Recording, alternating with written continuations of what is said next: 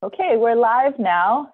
Thank you so much for joining us for another HK West Maui Community Fund installment of our Kanaka Scholar Series. We have Professor Tevita Okaili today, and we also have Kanani Pu'o to introduce him. So thank you so much.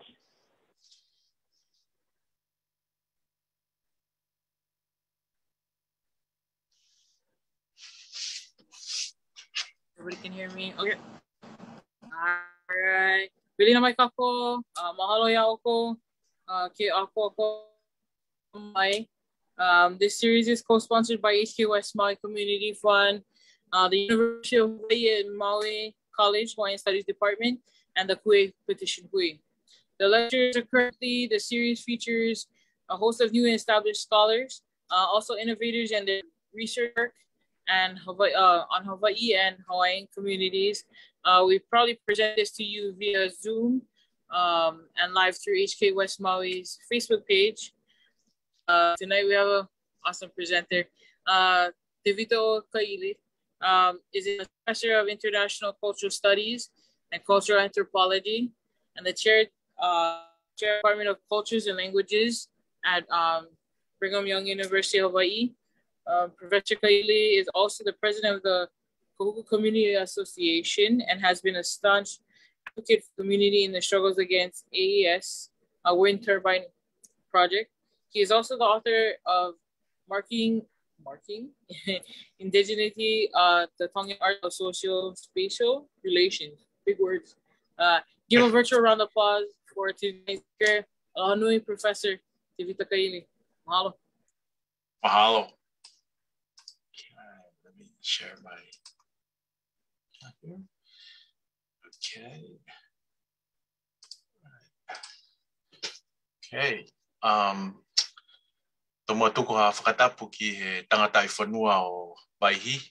Tā ke whakahoko atu ai me tatala e ahoni. I begin with a salutation acknowledging the indigenous people of Hawaii. And thank you for this opportunity to be able to speak about the deep history of Tonga and Hawaii. And thank you, Kanani, for the introduction, Bianca and Lance for the invitation to be part of this series. And I'm grateful to be here to talk about this important topic. It's been part of research that I've been doing for many years now, and happy to present and to talk about this, the history of Tonga and Hawaii, or Tonga mo Hawaiki. Hawaiki is one of the terms that we use for Hawaii and Tonga. We also use another term, Waihi, but I'm looking at the deep history and culture of these two places. So thank you for this. I want to begin by focusing on the, this is an important aspect to me to begin by focusing on the map here, just for people who may not know where Tonga is at. We're up here in Hawaii, and you can go down south or maybe southwest, and you can see where Tonga is at from Hawaii. Tonga means south. It's kona in Hawaiian. So that's the Hawaiian cognates, or the version of what Tonga is. And that's just to kind of give you a connection of where we're at in relation to where Hawaii is at. I want to begin by asking the question, about the Hawaiian links to Moana Nui Akea, or Oceania. And we hear a lot about the connection between Hawaii and Tahiti. Sometimes referred to as Kahiki, or any of the land outside of Hawaii. We hear a lot about the connection between Marquesas, and then of course the connection between Hawaii and Aotearoa, and sometimes Samoa. We hear some about Samoa, but so I raised the question, Tonga. Why Tonga? What's important for us to learn about the connection here between Hawaii and Tonga? Here's me. I'm on the Hokulea in 2003. We were sailing from Oahu to Molokai, And I was part of this voyage as a leadership group that I was part of. So, I've been involved in many of these things that are connecting the community and so forth. Yes, I was in the, Kahuku Community Association as president, but I'm no longer the president now. But I'm still very much involved in the community and connection as far as the, doing work with the, local community and Native Hawaiian communities and so forth. So today, I like to sort of kind of talk about my work that I've been doing in this particular area. I want to begin by kind of grounding my work within the indigenous Tongan Taba time-space philosophy of reality, which is a academic philosophy about how Tongans think about the world. And one of the way that we think about the world is that we think that everything intersects. There's always intersection of what we call in Tongan felawai. That, in reality, this is what reality is. Everything intersects, just like how time and space or ta and ba in Tongan intersect, everything else intersect. You can see here, this is a picture of a lalava. A lalava is a lashing. As you know, many of the houses back in the days were lashed together with sinnet coconut fiber cordage that was taken together and lashed together. So there are these, two colors, usually a dark one and a light one, or a red one and a black one. When they intersect together, you can see that there's a way that we think about the world. And you can see this also in, Lauhala, or any mats out there. There's always this kind of idea of interweaving, intersecting, and so forth. So the reason why I'm talking about this is that, Tongan and Hawaii's history has been intersecting for thousands of years. And tonight I'm just going to talk about some of that deep history, going back about 1,000 years and then maybe also 800 years ago, to show the connection in these two groups. I want to talk first about Talai Fonua. These are stories of the land. In Tonga, stories of the land, or the social ecological stories. You can think of as traditional narratives of the Fonua, or deep history of the Fonua. Fonua is Honua in Hawaiian, for those of you who speak Hawaiian. Honua meaning land or earth, where, terms such as Honua comes out. And also, when Hokulea went out to do their sailing, they did the Malama Honua sail. So Fonua is a Tongan word that we use often to refer to things that connects to the land. And it is also the term that we use for indigenous and so forth. So the stories are actually coming from our stories of our interaction with Hawaiians, and also many of our Talai Fonua, or Mo'olelo in Hawaiian, of Hawaiians who came to visit us, and then also our stories about us visiting Hawaii. So those are the stories I will be sharing. Now, I want to begin by sort of maybe talking a little bit about, thinking about what are the, ways that Tonga and Hawaii have been intersecting for thousands of years. And so I will talk about the first wave and the second wave. I have about 4 different waves of connections between Tonga and Hawaii. But I'm going to first begin with the first wave. As you can see here, this is sort of kind of where the science mainly believed that how people came to migrate into Moana Nui Akea, kind of first to the Tonga, Samoa, Fiji area, and then from there out to Tahiti, and then Marquesas and some of those areas, and then up to Hawaii. And then there was sort of kind of a return migration that came back down, and it went down to Aotearoa. So the first wave is kind of the coming down and going up to Hawaii, and then also the return migration that came down. And we're talking about 1000 AD, around that particular time when Hawaii was kind of settled, and then people were still going back and forth. Lots of movement that were happening within Moana Nui Akea. So deep sea voyages between Tonga and Hawaii were happening at these, and we have them recorded in our Talai Fonua or our Mo'olelo.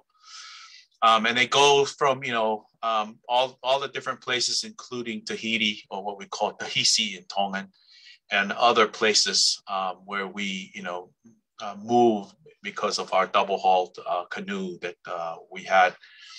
Not only the technology, but also the astronomy and the navigation skill to do some of these things. And I'll talk a little bit about them also later.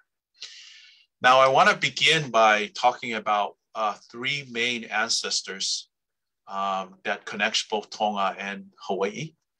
And I refer to them as trans-indigenous ancestor because they move across the two places, across the indigenous area of both Tonga and Hawaii. One coming from our Talatupua, our creation story, our cosmogony, and then one coming out of the Kumulipo.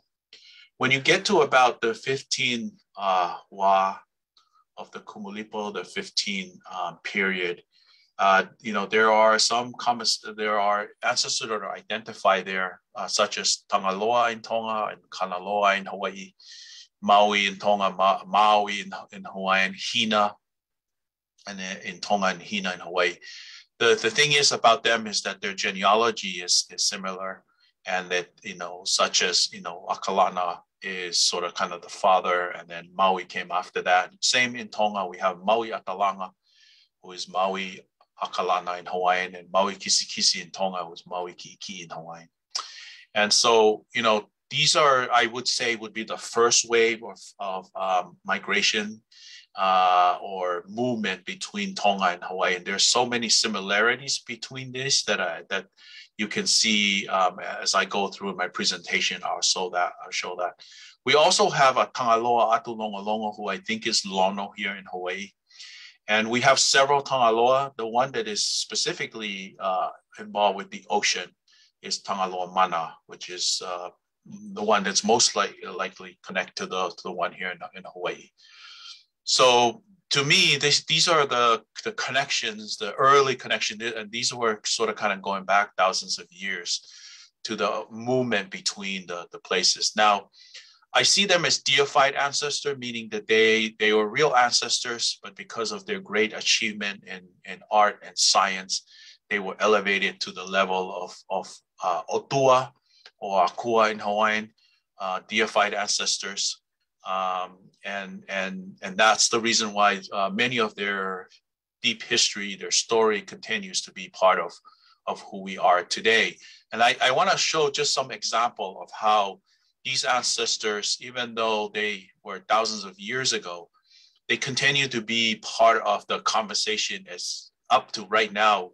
People continue to talk about these ancestors, and Tongans here in Hawaii find themselves connecting to these stories, especially when it's a conversation about Kanaloa or Tangaloa in Tongan, or Maui and Maui and Hina.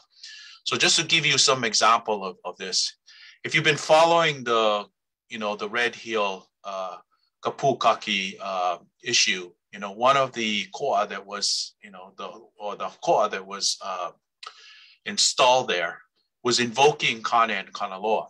So, Kanaloa is the one that most of us Tongans have much connection, because all of us trace our genealogy, just like as Hawaiians trace their genealogy through the Kumulipo to Kanaloa. So this ancestor is very important to many of us. And many of the struggles that we as Tongans here in Hawaii have been involved in, we have brought our connection to Tangaloa or Kanaloa in Hawaii to show that we have this common ancestor, that all of us are from this. And you can see, here in the Red Hill koa here, the shrine that was created, this invocation of both Kana and Kanaloa speaks to many of us Tongans who are here in Hawaii. One of the ones that was really part of our, some of us that got involved in some of the protests early on was this, saving of the Opeapea as a kinolau of Kanaloa or Tangaloa for many of us. And many of us Tongans here hearing this person of Kanaloa sort of kind of invoke of us as a responsibility to do, to care for any kind of manifestation, or of this particular of this particular ancestor, Kanaloa or Tangaloa and Tongan, and you would see that many of the Tongans who were involved in this particular demonstration, protest, or kiai, or being protectors, were also coming from thinking about this particular ancestor. And this was during 2019. Even when we went up to Mauna Kea, the genealogy that we recited when we went up to Mauna Kea was our genealogy of Maui, Tangaloa, Kanaloa, Maui, Hina, and that particular genealogy. In fact, the response that came back from the Hawaiians, Kaeo was one of the ones who responded, also was reciting this very similar genealogy. You notice that the gifts that we brought up to the Mauna is kava or ava, and then sugarcane. You can see sugarcane here. And these are kapa or tapa. But these two items, both the kava and the to or ko in Hawaiian, are all both associated, of course, in our tradition with Tangaloa and the descendants of Tangaloa as the people, as the ones that were involved and preside in these kinds of rituals. And so even in Hawaiian tradition, kava and ko are both associated with Kana and Kanaloa. So, the sort of the kind of ritual and stories really connects Tonga and Hawaii, going all the way back to these ancestors thousands of years who were associated with many of these important items for us. So one of the things is just kind of to talk about Maui.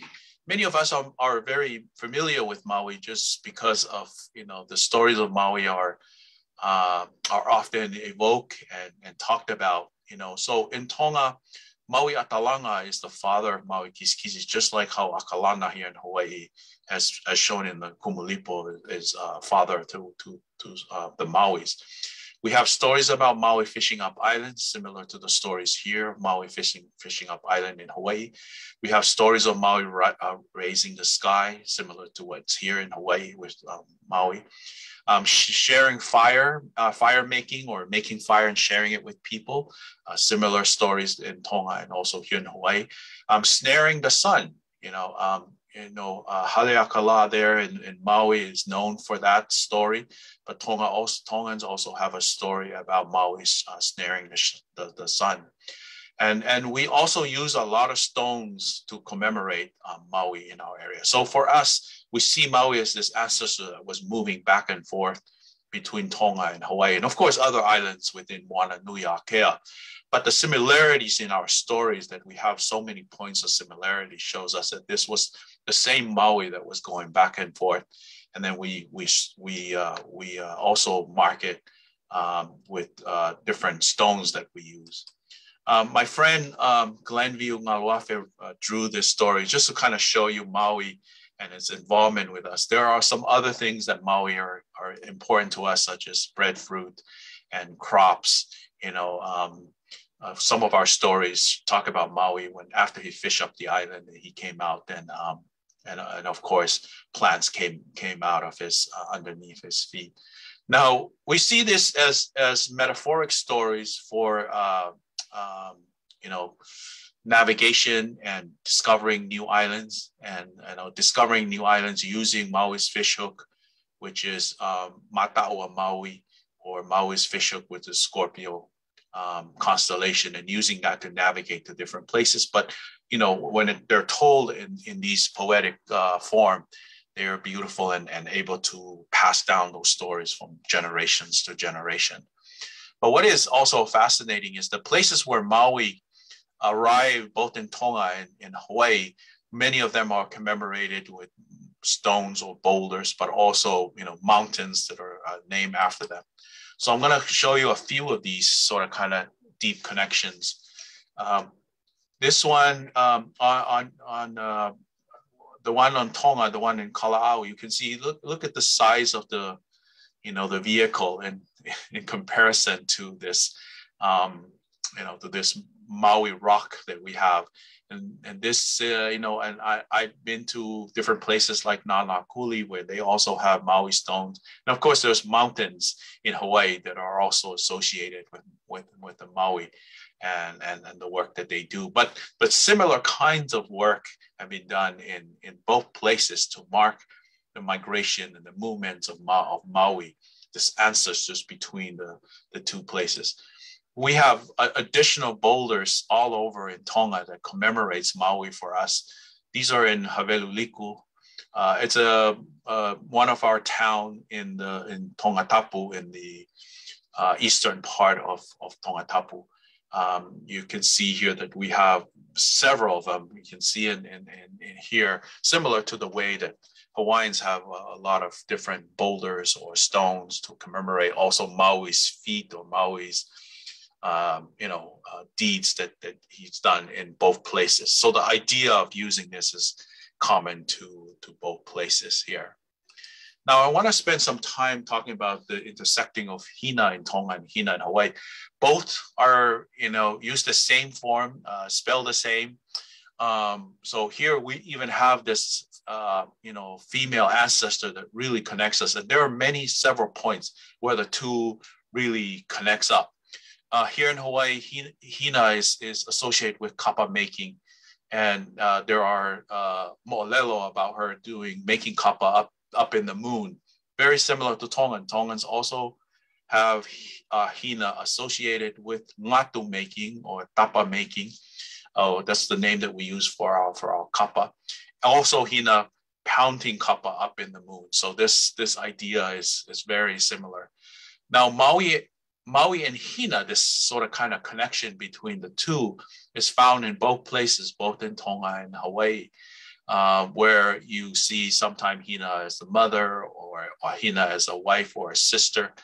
And in Tonga, where you find a lot of places that are associated with Maui, you also find places that are associated with Hina. Some of my ancestors are from a place in Tonga called Koloa, where we had a temple dedicated to Maui.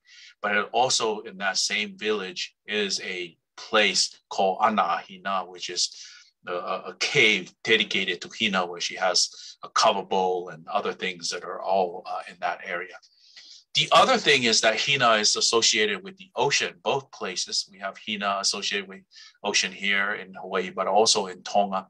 And sharks in Tonga are also a body form of Hina. They are a manifestation of Hina. So there is a lot of respect around sharks in Tonga because they are considered to be an element of Hina. So you see in this picture both sort of the way that Hina as an ancestor to both places and the way that we think about them in both places. In the middle here is a sculpture done by a good friend of mine, Tabake Fayana, Semisi Fetokai Potawain, and he created this to sort of kind of show the waka. It's called waka ahina, which is the va'a of Hina, right? The canoe, the vessel that Hina used to travel between the moon and the earth in our tradition. And I think part of this, it has to do with Hina being associated with agriculture, Hina being associated with even our moons in Tonga. We have 13 moons, and they are called as the children of Hina. These are Hina's children. So that the different moons, the different months are also associated. So you can see there's sort of kind of really, really deep connections between the two in this answer. So that for me, that's the kind of the first wave. That would be the first wave of the interaction between Tonga and Hawaii, the intersecting of the two. And I'm thinking these are about 1,000 years of connection between Tonga, of ancestors such as Tangaloa and Kanaloa, Maui and Hina, migrating, moving, voyaging back and forth between the two places of Tonga and Hawaii. And of course, I would say that, you know, some of these voyages included going to Tahiti and going to other places as on their way up to Hawaii, and then, you know, back down from Hawaii to many of these other places. So when people talk about Hina here in Hawaii, it also, you know, invokes certain feelings for Tongan because of our also our deep association for Hina in that way. Now, the second wave of this connection happened during the time we call Lo'au. And Lo'au in Tonga was a foreign chief that arrived in Tonga around 1100 to about 1200 AD. And he just showed up in our tradition.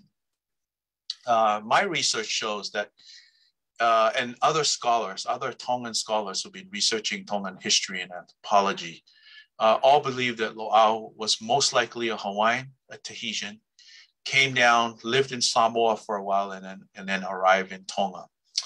There is a chief in Hawaii known as La'au. La'au was sort of the chief in Hawaii at the time Pa'ao. Many of you know from the Hawaiian history, Pa'ao came from Kahiki to Hawaii, brought some of the, you know, heiau and so forth. But as he arrived in Hawaii, one of the stories is that La'au was the, you know, sort of the paramount chief in Hawaii, but left right when Pa'ao came. So the story just says that La'au went to Kahiki. And what's interesting is that this time period is about the same time period that this Lo'au arrived in Tonga. He's very, very important for us in Tonga because according to our tradition, he came from the east and then became part of Tongan society. There are some other scholars who think that perhaps Lo'au came from Fiji all the way up to Hawaii and then come back from Hawaii to Tonga. So, you know, there are still ongoing research on this, but this is an important chief for many of us in Tonga. Now, this chief is an important chief because, you know, arriving around 1100, 1200 AD, there are many things that shows up in Tongan society that are very much, you can see that this shows that there was this important connection that we have with Lo'au. The first thing is that Tongans doesn't actually have any meaning for the word Lo'au, but here in Hawaii, La'au, of course, is a word meaning plants. And when Lo'au came to Tonga, one of the most things that Lo'au is well known for is his deep knowledge regarding plants, especially kava or ava. So in our tradition, in Tongan tradition, this Lo'au was the one who actually organized our kava ceremony. He was the one that made, you know, both kava and ko or ava and do, kava and sugarcane, as an important part of his tufunga fonua, or sort of kind of social ecological architecting of the society. He brought this knowledge. He had knowledge of yam and many other things. But right now, our traditions relating to kava is much related to this Lo'au figure. Now, there's another connection here, because what happened is that, you know, the time when Hawaiians were building heiau here to, and this is, I'm building on the work of Professor Lilikala Kamealehiwa, the building of Hawaiian structure as a solar calendar to mark the movement of the sun and, you know, notice the solstice and equinox and so forth. So most of the Hawaiian heiau, or some of them, are oriented into that direction. The Tongan kava ceremony is also created in similar way, where the seating arrangement, the way that the ceremony is conducted, the head of the ceremony and the person who's making the ava are also marking the same path of the sun as the sun moves during the solstice and equinox and so forth. So this is a kind of a very, you know, to show the transfer of this knowledge around this particular time when Lo'au or La'au were moving back and forth between the two places and bringing this knowledge, which is the knowledge that you know, many researchers are beginning to recover now. The work that I've done here has been around Mauna Wila Heiau in Hauula. And here you can see us mapping out the movement of the sun during Keala Polohiwa Kane, which is the June solstice, the movement of the sun during the equinox, Kapiko Wakea, during March and September, and then of course, the movement of the sun during this December solstice around December 27th, which is known as Keala Polohiwa Kanaloa, which is, south seems to be associated with Kanaloa, where many of the us Tonga, Samoa, and so forth have these sort of strong connection to Kanaloa and Tangaloa from the south. But you can see here, this temple has a more of a diagonal north way of orientation to mark the movement of the sun. A sort of kind of same knowledge that were happening around this time of Lo'au or La'au in Hawaiian. This is a kava ceremony. This is a Tongan kava ceremony, a part of the installation of our king, our paramount chief in Tonga, or the king in Tonga. You can see that the king is sitting here at the head, the small house right here. And the people that are sitting around here are the kava circle. Inside this kava circle are food tributes to the king. In ancient tradition, it was kava and then to or sugarcane, but now it's kava and roasted pigs. Yeah, but what is interesting about this is that even this kava ceremonies marks the different movement of the sun, the rising of the sun, the setting of the sun in the center, and also the two sides marking the movement of the sun as far as when it comes to the solstice, right? Both the June solstice and the December solstice. Now, the Tongan kava ceremony is basically a portable, it is basically a recreation of the canoe culture, because the kava ceremony is a replica of the canoe, of the va or the vaka. As you can see here, the seating of the va and the different position and how it also marks the movement of the sun is replicated in the kava ceremony shown here in this work. And the heiau is also similar. Yeah, we have heiaus, we have kava ceremony, and then we also have canoes or va, all sort of kind of making same kind of alignments in the way that they do the seating. And for me, this deep history of Tonga and Hawaii is recreated in these sort of these ceremonial, these structure, right? The structure that show this. We have this megalith in Tonga, trilithon, which is we call Hamonga Maui, that marks this, very, very similar to the way that Mauna Wila Heiau does this. And let me show this. This is it. It's this arch that we have. In fact, when the Hokulea went to Tonga during their Malama Honua, this was one of the places they went to. This is called Hamonga Maui, or Maui's burden. And it's basically a replica of the Orion constellation. And Orion constellation is so important, both Tonga and Hawaii, as a constellation that was used for navigation, but also a constellation that was used to mark certain ceremonies and so forth. As you can see, Orion, this is referring to Orion, both shoulders and knees of Orion, right? The shoulders and knees of Orion. And of course, in the center of Orion's, you have the belt of Orion and so forth, but these were all important aspect of it. So here, I'm just talking about the astronomy that the ancestors were taking back and forth between the two places and showing their connection here. Also at this time, this is around 1100, 1200, we begin to see petroglyphs in Tonga that are only found in Tonga and Hawaii so far. All the research shows that these petroglyphs, these are ones that you see in the Big Island. Many of them are in the Big Island, but the style of the petroglyphs, the way that they are drawn, they're exactly almost replica of each other, and they're found in Tonga in this place called Hapai, but they're also found here in in Hawaii. And they were used to record events and so forth, just like the way that they were used here in Hawaii. They were used to record events and so forth.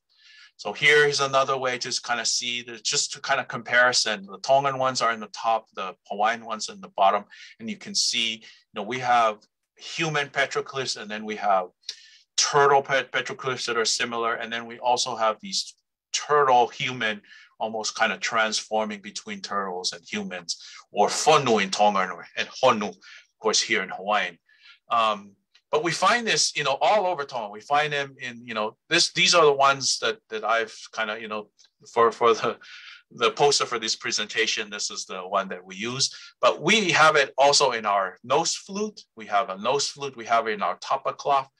We have it also in some of our tombs, our royal tombs. We have, here's the two. And what's unique about this petroglyph, they have sort of kind of triangular shape, the triangular shape, which is you see here.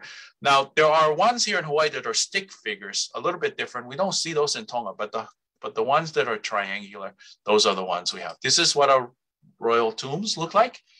One of they're called langi. Langi is lani here in Hawaii, meaning, the skyscape, and, belief that the descendants of Tangaloa are usually the ones that are buried in these tombs, the high chiefs.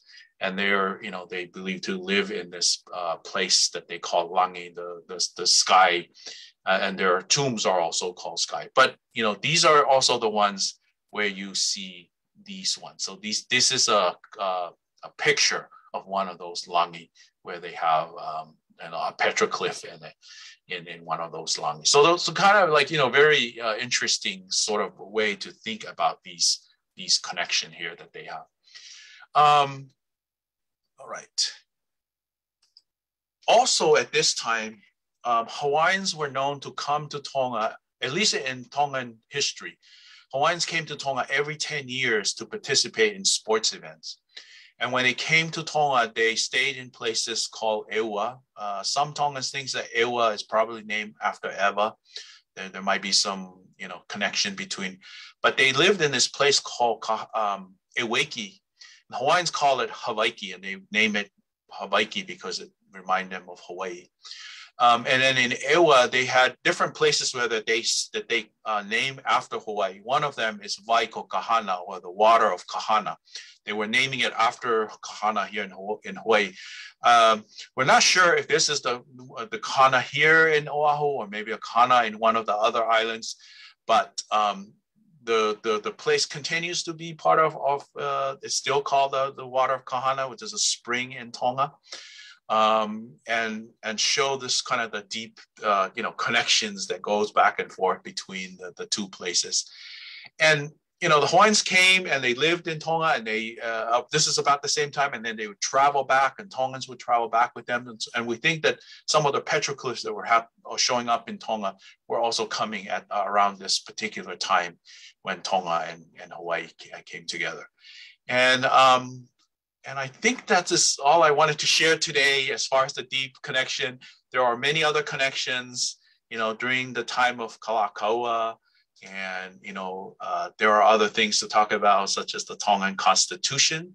Our monarch constitution is based on the Hawaiian 1852 Constitution. So there are more recent stuff, but these are sort of like kind of the deep connection one. So with that, mahalo, thank you, mahalo apito, and then I'll stop sharing, and hopefully others might have questions for me and so forth.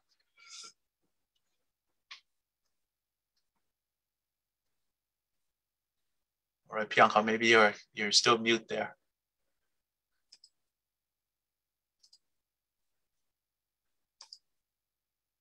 Oh, I think I have viewed on two different things to make sure. Mahalo for that, and thank you. One thing I did forget to say earlier is aloha and mahalo to everyone who's attending live and those who are watching for later. Please remember to enjoy the mele of West Maui by listening to Na Hoku Hano Hano, nominated and winning musical albums of Le Nahono Pi'ilani, Songs of West Maui, and Le Nahonoa Pi'ilani, Na Mele Ho. Both are albums available on all digital platforms, and the accompanying songbook is available from Kamehameha Publishing. The project is a benefit for West Maui's Kaiapuni auxiliary organization, Naleo Kalele. So sorry, I forgot to add that earlier. One question came in, I have to get to the Facebook, but another one came in. You mentioned Kapukaki and Mauna Kea, and we've heard about your involvement with the Kia'i Kahuku protest against AES's industrial wind turbine project. Can you say a little more about the relationship between Tongan diaspora and community organizing in Hawaii? Is there something about those movements that resonate, or the point of intersection that allow particular affinities? Yeah, I mean, the first, part is just kind of resonating that, a lot of time when Hawaiians are invoking ancestors, many of us feel we also have direct ties to these ancestors that are evoked, whether in Mauna Kea or, or other movements around Hawaii. So those are one of the things that we see as a point of intersection between the two. The other part is that, Tongans who are now living here in Hawaii, they've been coming here since the 50s, around there. So they're, we have second generations and so forth that are now living in Hawaii and do feel, deep love for the Aina of Hawaii and the movements of Native Hawaiians and so forth. So that is also another area where, Tongan feels that they want to participate. And it's just a culture that have had to work through, some of the colonizations and all of that that's been going on. You find that many of these movements also resonate with them. And I would say that the Tongans have become much, much more active in these, within recent years. Before, there wasn't a lot there wasn't a lot of Tongans involved in it, but before I see that there are much more of them that are involved. One more question, I'm not sure if I totally understand. What do these trans-Indigenous connections you're identifying mean for models of governance based on Hawaiian Kingdom laws? Yeah, I mean, the part is that, we have these deep ties that go back. So before even the Hawaiian nation, there is also the chiefly system that we had. So, many of us still have that chiefly system that we lived under in Tonga that's very similar to some of the chiefly system here in Hawaii. But, the one thing, if anybody wants to know about the Hawaiian Constitution, the Hawaiian Constitution is actually alive and well in Tonga, because the Tongan Constitution is based on the Hawaiian 1852 Constitution. It was basically just given to Tonga, and Tonga modeled their whole entire government according to the Hawaiian Constitution. So that ties, which I didn't talk much about, is still well alive in Tonga. And some people have always wondered what would have happened with Hawaii if they continue in their constitution. You probably could see what's happening in Tonga to kind of see how that constitution would continue to be involved and still active today. And we still have a constitutional monarch in Tonga, and so forth.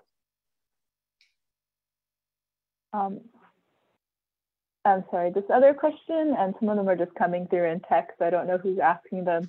You can put it on Facebook, or I don't know if you can text me back your name. You referred to Opeapea and its significance in Hawaii. Can you say more about that? Yeah, so it's significant in Hawaii, of course. There are several who talked about Opeapea as a lau of Kanaloa.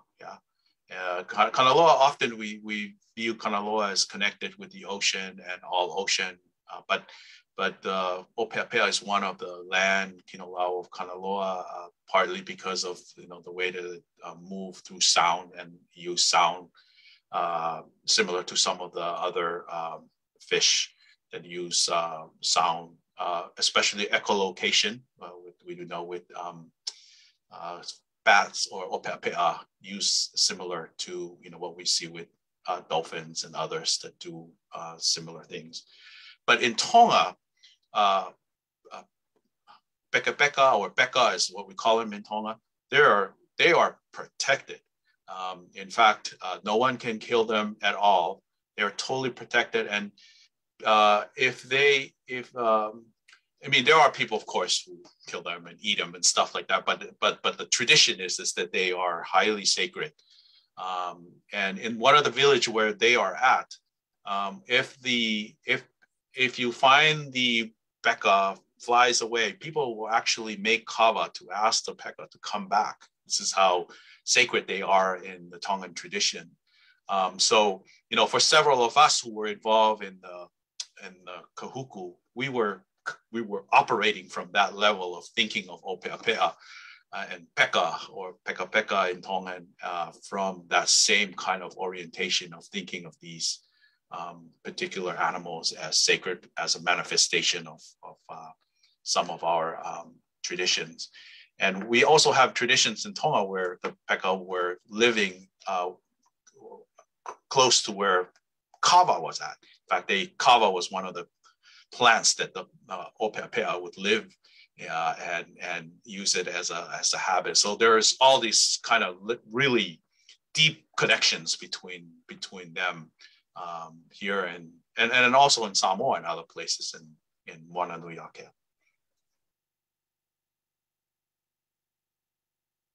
Sorry, couldn't find the mute button again. Elise Funaki has posted a bunch of comments. I'm not sure if she meant them as questions, but suggesting if you've read a book by Lorenz Gonchor called The Power in the World, Hawaiian Kingdom and Oceania, and the role of Hawaii and Oceanian governments in the past and moving through today. Yes, I have. And in fact, the Hawaiian had a consulate in Tonga. So they had a consul in Tonga that lived in Tonga in 1855, who represented the Hawaiian government in Tonga. And Lorenzo's book, really dig into that history and that history of Hawaii. Of course, we knew this. Hawaii had so many diplomatic relations all over the world. They had ambassadors and consulate, and Tonga was one of the places that they had that. So yeah, I'm aware of that sort of that's like around 1855. That particular connection, yeah.